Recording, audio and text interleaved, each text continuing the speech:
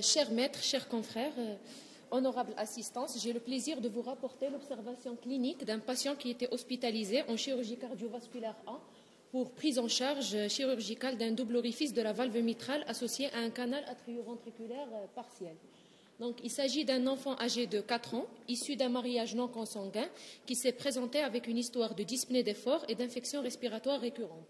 L'examen clinique retrouve un souffle systolique irradiant le long du bord gauche du sternum et l'échocardiographie nous a permis de poser le diagnostic d'un canal atrioventriculaire partiel. Le patient a été admis au bloc opératoire où la CIA de type ostium primum ainsi que la fente mitrale ont été observées, mais une autre anomalie congénitale à type de double orifice de la valve mitrale a été découverte en péropératoire. Comme l'atteste l'image ici, on a ici l'oreillette droite, les deux veines caves. À travers la CIA de type ostium primum, on voit l'anneau mitral. On a ici une fente mitrale et un aspect qui est très rare de point fibreux qui va diviser anormalement l'anneau mitral en deux orifices. Comme prévu, la CIA de type ostium primum a été fermée par un patch péricardique et la fente mitrale a été partiellement fermée au niveau de son sommet.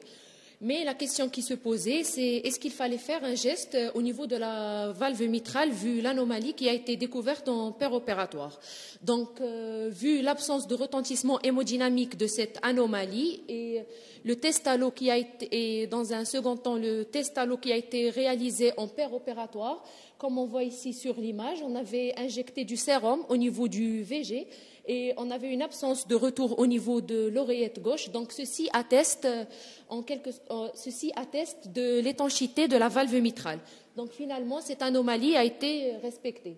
En post-opératoire, on voit ici l'aspect sur une coupe parasternale petit axe, l'aspect en double orifice de la valve mitrale qui prend un aspect en canon de fusil. À quoi correspond le double orifice de la valve mitrale? L'orifice de la valve mitrale est une anomalie qui est très rare. Elle se définit par la présence d'un pan fibreux anormal qui divise l'anneau mitral en deux orifices, faisant communiquer l'oreillette gauche avec le ventricule gauche. Il faut savoir que ces orifices sont rarement de taille égale. Avant de développer encore plus cette anomalie, on va faire un petit rappel sur l'embryologie de la valve mitrale. Il faut savoir que la valve mitrale commence son développement à partir de la 4e semaine de gestation, et ceci par l'apparition de bourgeons endocardiques au niveau du canal atrioventriculaire. Ces bourgeons endocardiques, ils sont amarrés au muscle ventriculaire trabéculé qui, à partir de la 6e semaine, va subir un phénomène de délamination qui correspond à une déperdition musculaire, donnant ainsi naissance au muscle papillaire. Et à son tour, les bourgeons endocardiques, vers la 8e semaine, vont donner naissance aussi bien au tissu valvaire qu'au cordage tendineux. L'embryogénèse de cette anomalie reste très controverse, mais il faut savoir que les pans fibreux sont constitués aussi bien de tissu valvaire que de cordage tendineux. Cela laisse supposer que cette anomalie peut correspondre à une différenciation anormale des bourgeons endocardiques, à une différenciation anormale des bourgeons endocardiques. Cette anomalie s'associe le plus souvent à d'autres anomalies cardiaques, à savoir les défects septales aussi bien au niveau auriculaire qu'au niveau ventriculaire, des cardiopathies cyanogéniques, comme elle peut aussi s'associer à des non-compactions du VG. Pour ce qui est de notre patient, l'anomalie associée était le canal atrioventriculaire partiel et une étude menée par Rosenberg établit que cette anomalie correspond à l'anomalie la plus fréquemment associée. Ainsi, on a 25% des patients qui présentent un double orifice de la valve mitrale peuvent présenter de façon concomitante un canal atrioventriculaire partiel et que 5% des patients qui présentent un canal atrioventriculaire partiel peuvent présenter un double orifice de la valve mitrale. Pour ce qui est de la présentation clinique, elle est très variable et il serait logique de dire qu'elle dépendrait de l'anomalie cardiaque associée. Et si cette anomalie fait parler d'elle, donc elle va refléter le degré de l'insuffisance ou de la sténose mitrale associée. Donc, sur la littérature, on trouve que cette anomalie s'associe plus fréquemment à l'insuffisance mitrale, et ceci dans 43% des cas, comme elle peut s'associer à une sténose mitrale dans 13% des cas, ou comme on peut avoir une maladie mitrale dans 6% des cas, comme elle peut être sans retentissement sur la valve mitrale dans 37% des cas. Pour ce qui est de l'aspect échocardiographique, il faut savoir que c'est un aspect qui est typique. Donc, comme on voit ici sur la coupe parasternale, petit axe, l'aspect en double orifice, et on voit ici le pont fibreux dont on a parlé tout à l'heure. Et sur une coupe 4 cavités, on voit sur la valve mitrale l'aspect en double flux. Donc, Trowitz a avancé une classification échocardiographique qui divise cette anomalie en 3 types. Le premier type correspond à une division incomplète, et là on a une sorte de pont fibreux qui est très fin, c'est une reliure entre les deux parois de l'anneau mitral qui s'insère sur la même hauteur de l'insertion des valves sans s'étendre au-delà. Donc si on voit l'anneau d'en bas, il paraît normal.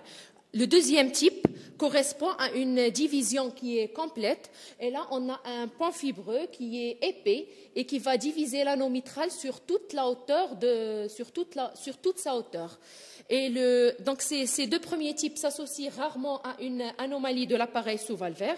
Et finalement, on a un troisième type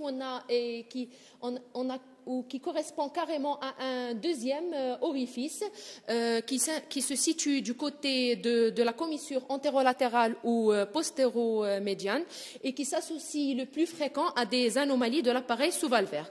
Pour ce qui est de notre patient, donc il présentait le premier type de cette classification.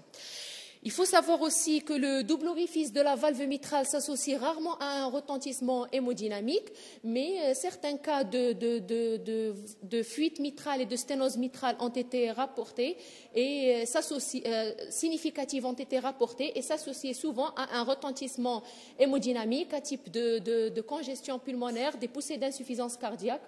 Donc, pour ce qui est de notre patient, il présentait une insuffisance mitrale qui était minime et sans retentissement hémodynamique.